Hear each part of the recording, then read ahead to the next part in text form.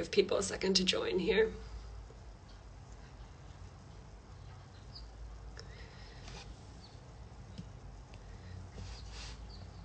Hey guys, welcome to those of you who are joining.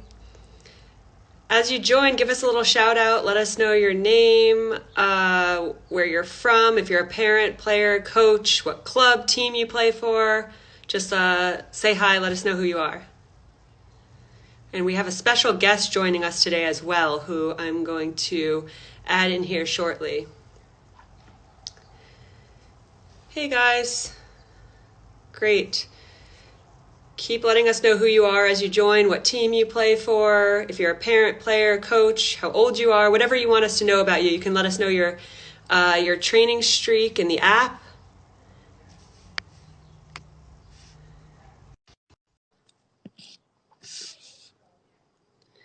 So stand by. We have Matt Turner, a professional player, joining. Hello.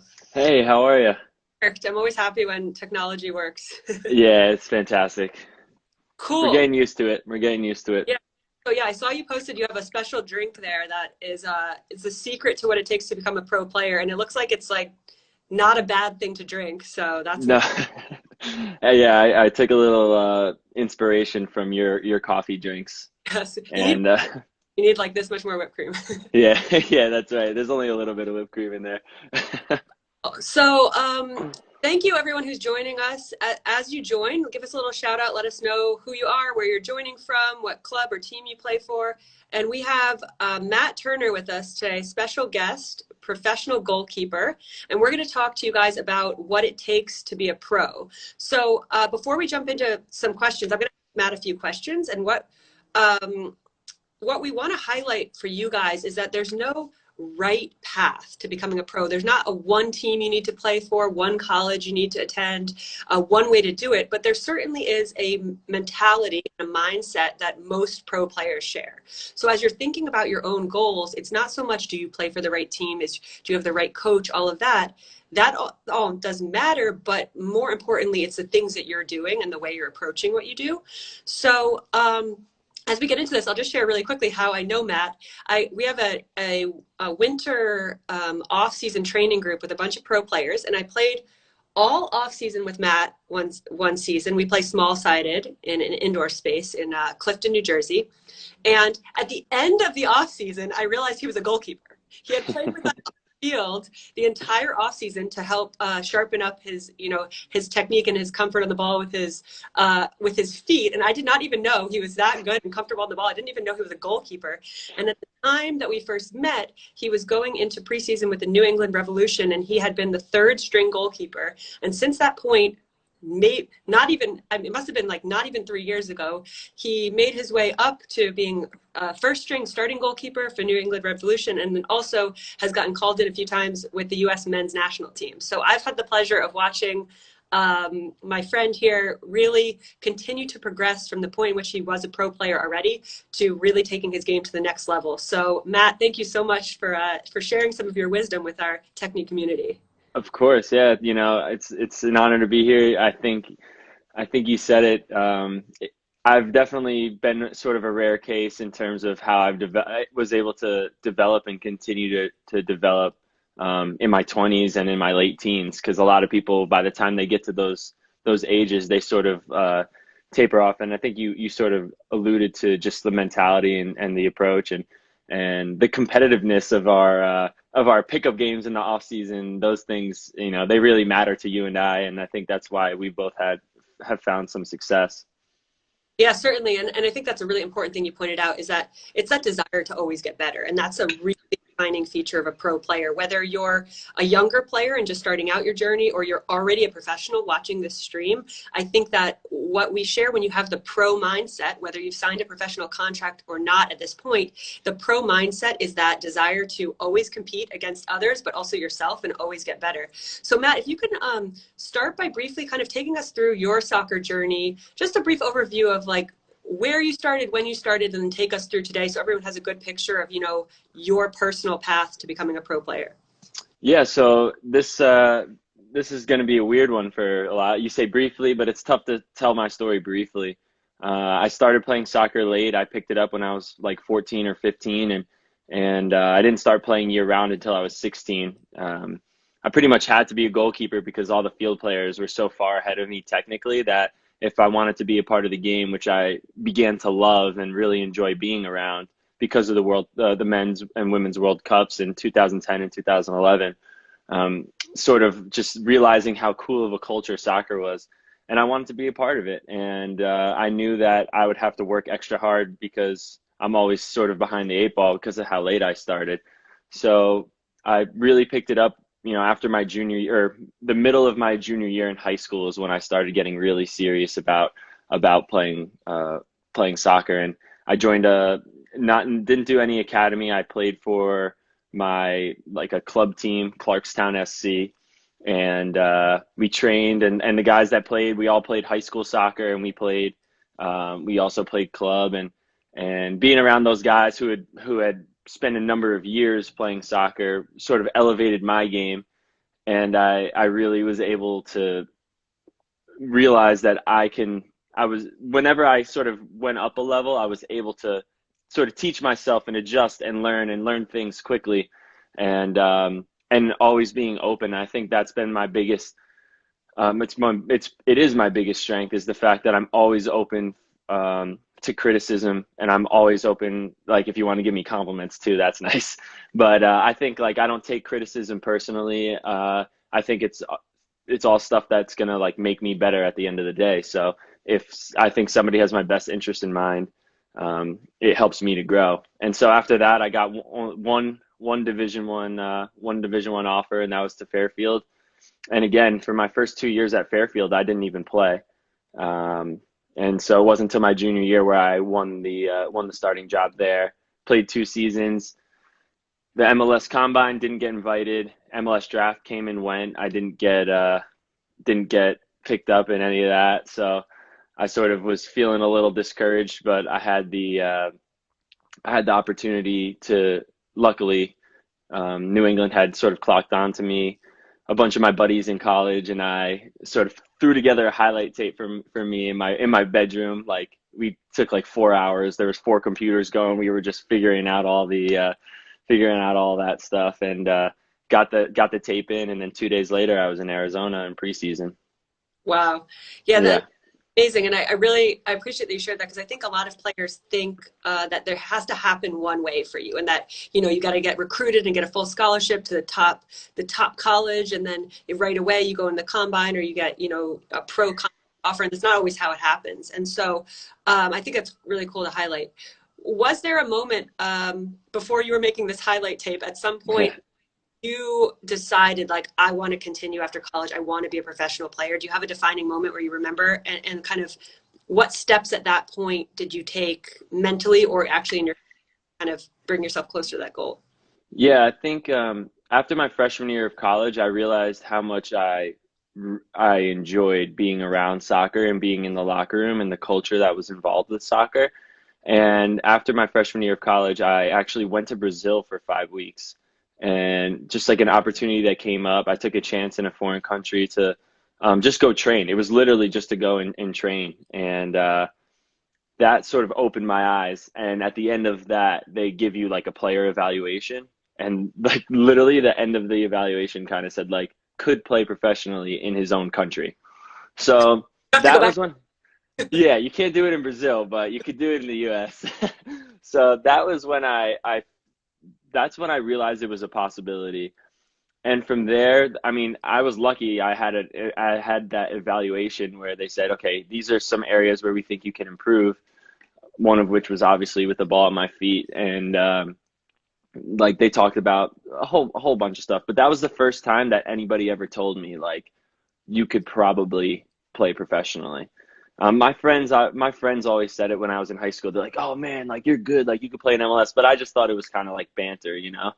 And I never took it seriously. But then I started taking it a little more seriously, and I really started caring and being more competitive in training. And I think that from there, after my sophomore year, I didn't play again. I sort of considered transferring, but then I was having a good time at Fairfield. I really enjoyed the people I was around, and that's why I got into soccer in the first place. Was like the kids I was playing with in high school are still my best friends to this day.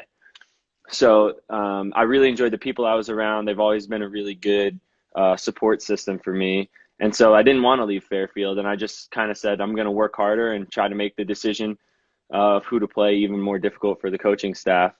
And that's that summer between my sophomore and junior year of college, I played my first season of PDL. And that's when somebody, for the first time, I was around somebody that had played at a high level. And he was my goalkeeper coach. His name's Bill Gaudette. He played for Red Bull and a couple other teams in the league. And he sort of saw things in me that no other goalkeeper coach or no other coach had ever pointed out to me or said to me. And he sort of looked at me and said, like, if you wanted to and you worked really hard at these couple of things, you could definitely be professional. And to hear it from somebody who had like played at a high level, that really sparked that fire. And then I was the kid that my friends in college would make fun of me because I was like, I need to make sure I get 8 hours of sleep. I need to make sure I get my homework done. I was in the gym before everybody. I was in the gym after everybody. And I would just set up balls against the net, work on kicking with my left foot, work on kicking with my right foot because I wasn't great either. And just always being out on the field around the ball. And I won the starting job my junior year. And that was sort of that my coach for my Jersey Express team was the one who pushed me in the right direction there. Great. Yeah, that's so interesting. And I think, by the way, I see that you have some fans and potential teammates maybe. Getting roasted in there. I'm Yeah. getting roasted. I saw it pop up. So, but yeah, give us a shout out. Let us know, if you're tuning in, let us know if you're a parent, player, coach, if you're just one of Matt's fanboys or fangirls. Let us know where you're joining from and kind of who you are. And I think what you mentioned something really important, I think, for the coaches listening, and that was the things that can be said to a player, whether it's in an evaluation or just day in and day out in training, that can really ignite that fire to let someone know, hey, listen, you have the potential to do something really big here, but you're not there yet. And to kind of show Right. that path. And I think I also, throughout my career, had many coaches, and I had the dream since I was younger than you. I started playing early, and when I was 9, I wanted to be a professional player. But I had coaches along the way who said, like, hey, you could do it, but you gotta, here's how you have to do it. And Right. that got so helpful for players. But we have lots of fanboys. This is good. Fanboy teammate and also my dad. That's funny because my dad's actually watching, so he'll probably respond to that. Oh yeah, too. So that's good. Yeah. Support there. Yeah. But yeah, so you mentioned one thing that I think is really important. That was your ability to, whatever level you played at, you kind of found a way to, if there was a gap and you got somewhere and you were maybe not as good as other players, you found a way to like work hard and get there. And I think that's something that all pro players share, in the sense of like, you show up in a new environment and you find a way to be successful. What are some other traits or qualities that you have as an athlete and as a person that you think, you credit with allowing you to have this professional career? Yeah, I think my dad, I wasn't going to respond, but you shamed me into it. I think, I don't know, for me, the biggest thing was always being sort of self-aware. And not only was I able to look at things that coaches told me in a light where I thought that they're always thinking about making me a better player, and sort of having that inherent trust, just knowing that the coach had my best interest in mind, and knowing that the things that he wanted me or she wanted me to do would sort of make the team the best. Like I always sort of put the team before myself. Like if the coaches now decided like, yeah, you're probably better off being our second string or even our third string, I would say, okay, if that's what you think is the job, I might not agree, but it's a distraction if to everybody else. Like if you think that's my role, that I can best help the team to succeed, because most of my goals revolve around team success. So I think like that was something that I was always like the head down kind of person. I didn't ask or challenge authority. It was kind of like whatever you say, I'm going to do, and I'm going to do it to the best of my ability. But also having the self-awareness in the back of my mind being like, okay, well, look, you do these things really great and you do these things not so great, and you've made mistakes, and I talk about my mistakes. I don't just like bottle them up. My parents I probably drove them crazy the amount I talk about all my mistakes and sort of harp on them almost, but it's more me like talking through things and reliving them so that I can learn from it the best way possible, and relapses happen, but you want to minimize those. And I think that's probably the biggest thing with how you grow as a professional player. Yeah, I think that's great. I think, we talk about with the technique community a lot when it comes to own, especially having that self-awareness. And I think that's so important in all aspects of the game, is to know, to be proud of and confident about your strengths, and to know that no matter what someone tells you, if they aren't playing you or whatever, like, you're still good and worthwhile and you have a role in the team. But then also to be very aware of, like, being able to take that feedback and use it to make yourself better. I think a lot of players get discouraged or give up if they get bad feedback, but the ability to keep going and to use it to propel you to the next level, I think, is certainly a trait that you see in a lot of players who are at the top level. Will talk about how they've overcome obstacles or dealt with things like that. So very good to hear. Yeah. Has there been any surprise about being a professional player, something that kind of caught you off guard or that you weren't expecting? Um, yeah. Well, first of all, I'd probably just say, like, the biggest thing is the day in and day out competitiveness of training. And um, this stuff, like, it really matters, it matters to people. It's their jobs and livelihoods. And I think that was the biggest wake up call I had. Was I was a little chirpy when I was a rookie. Like, even before I was signed, I, like, talked a little smack on the field, and somebody said something back to me, and I sort of, like, found my place very quickly. But the competitiveness that comes every single day, and if a training goes really well, how good the rest of your day is, and if a training goes poorly, how much it affects you for the rest of the day.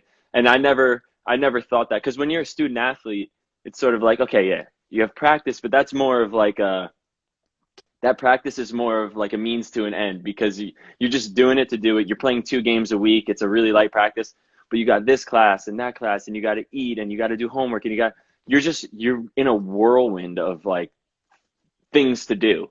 And it's so I think, as a professional, having more of that downtime to sort of reflect on your day can be helpful or hurtful. I think it's super helpful, but also can be hurtful. So I think, having the right mindset in that sense, bringing the competitiveness every day, and then also being able to take care of your body and do the right things, because it's a lot more taxing as a pro than in college, even though you play more games in, like, a shorter stint of time. Yeah, those are really good points. I think I had a similar realization in terms of the mental part and the physical part about how taxing it is. I think, when you're a pro player, that is your day. So, like, you have Yeah, a training session, it sticks with you. There's nothing else to go to right after. yeah, And then similarly, I know the feeling of, like, you had a good session or good game, and it's yeah, like you feel good for the rest of the day, and then it starts all over again the next day. Uh, right.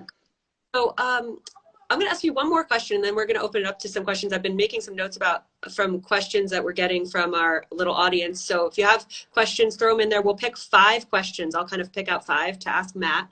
But last question for you, because we talked about, one of these features of pro players is that you're always looking to get better, no matter where you are. It's not that you sign a contract and it's done. And that was one thing I Right. was kind of a surprise for me mentally, was like, I signed my first pro contract. I was living this childhood dream. And then I realized, like, this is the start. Right. It's every day, every week, every year is a new challenge. And so what are some of your current and future goals as a player? Like, what are your aspirations at this point?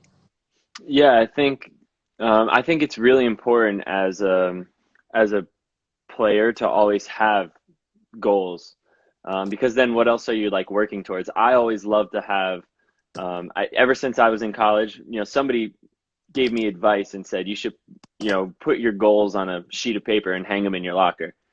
And, like, people make fun of you for it, because they kind of, like, it is what it is. People tease you, whatever. But I left them up there, and all of a sudden I started ticking off boxes, and then it sort of became like this rallying point. Everyone was, like, looking at some of my goals and being like, "Oh my God, I can't believe you wrote that when you were a freshman, and now look at where you are." Like, that's inspiring. So I think that kind of stuff was crazy for me, because to see how people sort of rally around you when they see how much work you're putting into something and it's going well for you. And so my friends in college, they always push, like, by the end they were really pushing me to get to where I was. And so I think for any player at any level, um, it's important to have a goal. Like, what do you want to get out of your training session? What do you want to get out of your games? Anyways, my personal goals right now include getting back on the field. That's the first one, is just getting back out there. I miss playing so much. That's my shortest term goal. But other than that, I want our team to succeed. I want the Revs to, start with making the playoffs, and be a team that guys don't want to play against. Be a goalkeeper that guys on the field don't want to face. And from there, I want to continue to be in with the national team. Ideally, I'm fighting for a cap. I still haven't got my first cap, and it would be a really special moment to get that. And that's probably my biggest goal in there. And then longer term is just continue to challenge myself, on the field, off the field, and play at the highest level I possibly can. If that includes going to Europe, I'd be happy to go over to Europe and continue to grow and chase my dream, which is just to maximize my potential, which is, if my potential can bring me overseas, I would love to test that out. But if my potential is just going to be best suited for MLS, I'm happy to stay here in New England for the rest of my career. So as I just want to keep challenging myself and continuing to grow as a player and a person.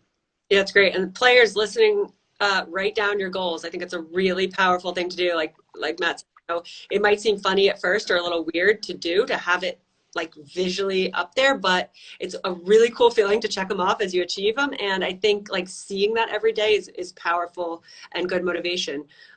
Great. More than more than people realize. Yeah, no, Yeah. it's so also like you pointed out, when you make them public, you get people rallying around you to help you achieve them. Like, they may think it's weird or funny at first, but your teammates, like, this is a team sport, and your teammates will want you to succeed, and you can bring them along with you and make goals with them, or have them hold you accountable and push you. So I think it's a really, really powerful thing.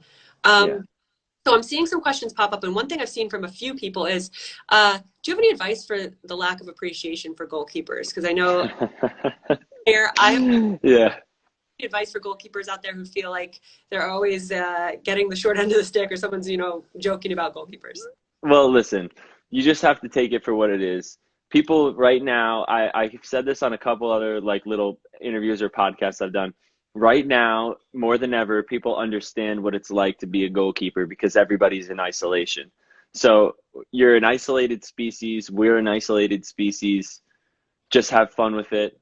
Part of why I can always go out and have fun every day is because I don't take everything too seriously. I don't take myself too seriously. And I think that's helped me to find balance, especially as a goalkeeper, which can be a pretty heavy burden as a player. So when people are giving us the short end of the stick, you just laugh along with it and you do your thing. Yeah, no, I certainly I have a serious appreciation for goalkeepers. And also, I think, what you brought up is really important. You have to be really special to play that position. And part of being special is you got to be really tough mentally. And whether it's Yeah. like some of the brunt of like people joking about it, or just the fact that like so much is riding on what you do, and you're focused for so long for that one big moment, and sometimes if it's not right or whatever, like, it's a lot. So if you're a goalkeeper watching this in particular, and for all players, I think it's so important to feel proud of how mentally tough you have to be to even take on that responsibility in the first place. So Yeah. appreciate that. I like to play midfield where I'm surrounded by everyone. So There you go. Yeah.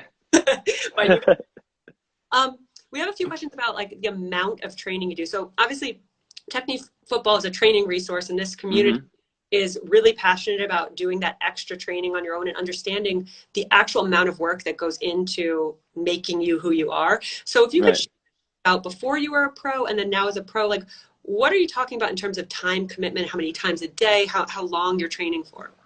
Yeah. I don't really remember my college days like too well. Like, I know that seems like it doesn't feel like it was in the same realm. I feel like I work a lot harder now than I did when I worked really hard when I was in college, but in a different way. Now I've sort of have like a lot of things that I know I need to work on, so I can sort of specifically work on things throughout the week.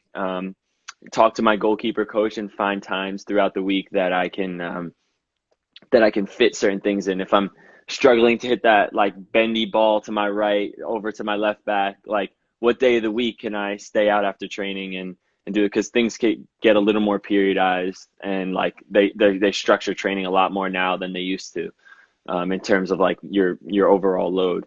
But I think the biggest thing for me was I never felt like it was good enough. And maybe that's the goalkeeper in me, and like wanting to be a perfectionist, because you're always training for like you do hours and hours and hours of training for one moment. And so like that, just I don't even really know like the amount of time I spent so much time out on the field, kicking the ball into the net, kicking the ball out into the field, going to chase it. I would always drive down to my local field in Park Ridge, and I would just try to be at half field and try to clip balls off the crossbar. And then I would run and go get the balls and bring them back to half field. So just hours and hours and hours of things that didn't feel like training to me, but secretly it was. So I think just being around and the other thing is, on top of all of the stuff that I did, extra work in the gym, extra work on the field, working on things I wasn't good at, when I watched the game, I I really watched the game. And I'm not there like just watching the overall. I'm looking at specific players and tendencies. So when I watch MLS, I try to look at players that I'm going to be playing against, and how they approach games. Do they have any tells for when they're going to shift right or shift left? How quickly can they get shots off? And it's just little things that have helped me to succeed. And so the training, even when you're on your couch, can still be done. Yeah, no, those are great points you made. I think, the way we talk about training is that this is your craft. And what you're talking about is exactly that, is that you're always attending to your craft, and that feeling that it's never good enough. I think that's the mindset of, you talk to 100 pro players, 99 of them will tell you that same thing. Like, Yeah. the desire to be better and to be watching soccer, always finding ways to get better. So it's not just how many hours you're out at the field doing X, Y, and Z, but it's the full attention to your craft and everything you're doing, which is wonderful. Yeah. Couple more questions here before we call it a day, and really appreciate your time and insight. This is so great for players to hear, because I think it's really special, and it's important for these players to hear the thought process behind what you do. We had a question from somebody who said that they've been, a second string or third string or a bench player. And I think a lot of players in here, if you have never sat on the bench or been cut from a team or not got as much playing time as you want, like, that will happen at some point in your career. No Yeah. player goes their whole career and just plays 90 minutes every game. I sat on the bench. My first pro game, I didn't play 1 minute. I went home, I was crying, I was disappointed. I've done that too many times. It happens to us all. But the question is, like, how do you stay sharp and so stay sharp physically and maintain your confidence to be able to compete with those who are playing regularly when you're in that situation? Yeah, that's a really, really good question. Like I said, I just approach everything like this is your role. So if this is how I'm going to best help the team, why wouldn't I give it my all?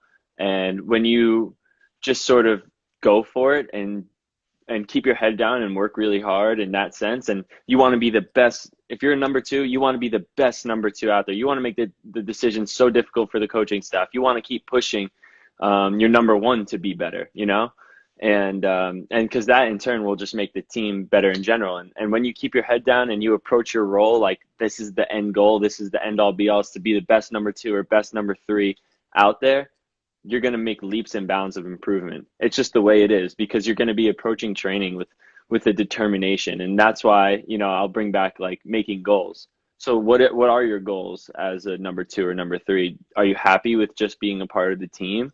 Or do you want to push for playing time? Or do you want to just, it's those types of things. So if you have those goals written out, if your goal is to become the number one, okay, how identify the ways that you need to train so that you can become the number one. And that has to come from within. Yeah, no, that's certainly one of the hardest things, I think, as a player to do. I've been cut. I was cut from like 4 different PDL teams before I landed on one. Yeah. And yeah, I've been cut from teams. I was a third string for a while. I've sat the bench for a while. I've been the starter, then relegated to the bench, then relegated back to the third string, back to the starter, onto the, I've been through it. And the only thing that I can consistently say is that whatever role I had every single day, I show up and I'm ready to compete. Yeah. And I think that's a really important thing, because I've been in the situation myself. I think the mistake you could make as a That's right, player, right. not still use every moment to make yourself better, because it's an interesting dynamic. This is a team sport, so you want to do what's best for the team, and obviously, be okay and be respectful, but you also have to continue to make yourself better if you want to, get to that number 2, one spot. So I think constantly focusing on that and your personal goals and finding ways to improve is the only thing you can focus on. And sometimes it Yeah. works and sometimes it doesn't. And you need to find a new team or whatever it is. But Yeah. I that mindset a lot. Okay, last question for now, and I think a lot of players, coaches, parents are struggling right now because we're all, as you said, we're all kind of living the life of the goalkeeper in isolation. Yeah. Yeah. Um, Enjoy.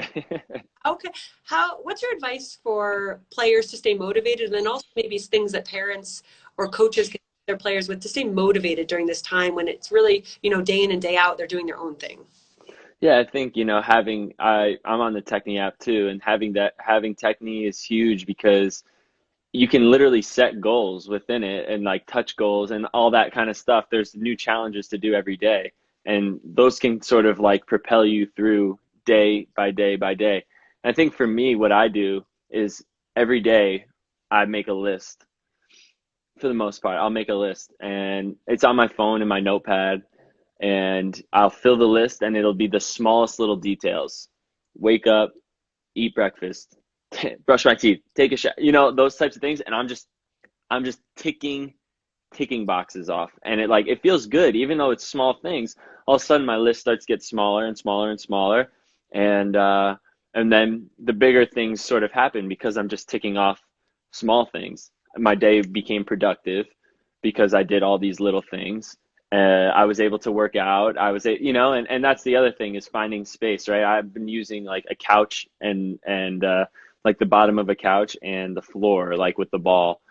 And so I think for the parents out there, being being patient with your kids as they are learning, and getting yourself making sure you have some furniture insurance or whatever it is out there because Great yeah, advice. yeah. So I think just being patient and getting outside when you can and just being there for your kids, I think, and just also being their biggest cheerleader if they're feeling a little unmotivated, sort of give them the reminder about what it means. And for me, I remember every single day, I just think about how much I miss and love playing soccer and how I'll never take it for granted again. And so when that time comes back, I know it's going to come back, and I'm ready for it when it's ready, when it's Great. going to come back. I cannot tell you how much I appreciate hearing this. I feel Yeah, that's our good.